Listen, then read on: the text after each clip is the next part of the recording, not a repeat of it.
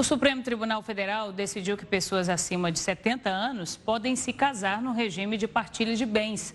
Os ministros derrubaram a imposição que proibia esse regime ao analisar um recurso contra uma decisão do Tribunal de Justiça de São Paulo que desconsiderou os direitos da viúva à herança. A decisão foi unânime. A decisão vale para novos casos e tem repercussão geral, ou seja, a medida passa a valer aí para casos semelhantes em tribunais de todo o país. Prevaleceu o entendimento do relator, ministro Luiz Roberto Barroso, e para ele, as pessoas nessa faixa etária podem escolher o modelo de divisão do patrimônio. E para a gente entender melhor os impactos dessa mudança para a população, a gente conversa agora com Alexandre Gonçalves Cassama, que é diretor do Colégio Notarial do Brasil, em São Paulo. Alexandre, muito boa tarde para você, muito obrigada pela participação. Boa tarde, obrigado. Eu que agradeço a possibilidade de estar aqui com vocês explicando essa decisão. Com certeza vai ter muito impacto aí nos casais daqui para frente, acima de 70 anos. Bom, vamos começar explicando lá do início, que eu acredito que muita gente nem sabia que havia essa obrigatoriedade, né? O que era entendido, qual que era o argumento que era usado para que as pessoas com mais de 70 anos, com 70 anos ou mais, obrigatoriamente tivessem que se casar no regime de separação de bens? Bom, essa na verdade é uma proibição histórica, né? Sempre existiu, né? Há muitos anos, né? E anteriormente, no início da vigência do Código Civil, era uma proibição que constava a partir dos 60 anos. Depois ela passou por uma alteração legislativa para aumentar essa idade para 70 anos, sempre no viés, né, de que, de certa forma, os idosos não estariam, né, ou as pessoas mais velhas não estariam na fase da vida de juntar um patrimônio, enfim. Havia um certo medo, até tradicional, né, na história do nosso direito, do famoso golpe do baú. Né?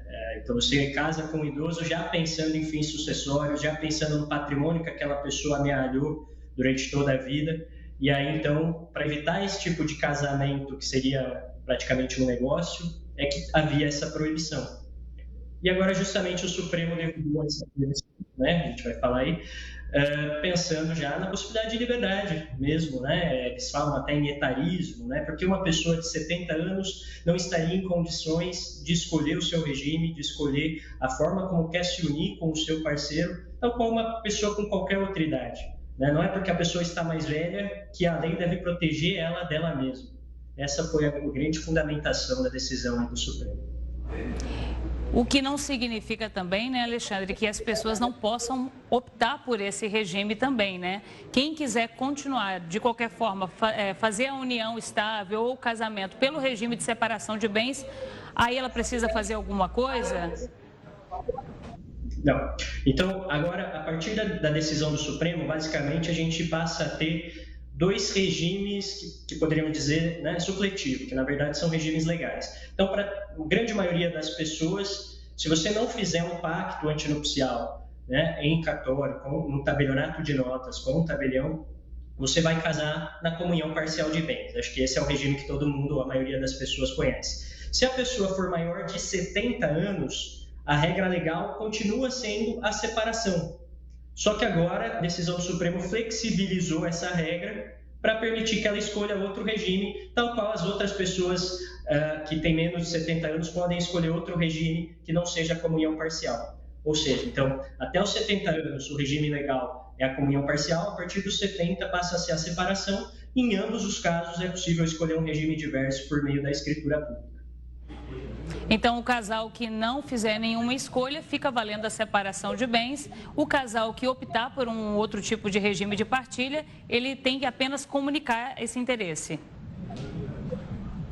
Isso, aí para fazer essa opção, é necessário procurar um tabelionato de notas, tá, para fazer uma escritura de pacto antinupcial.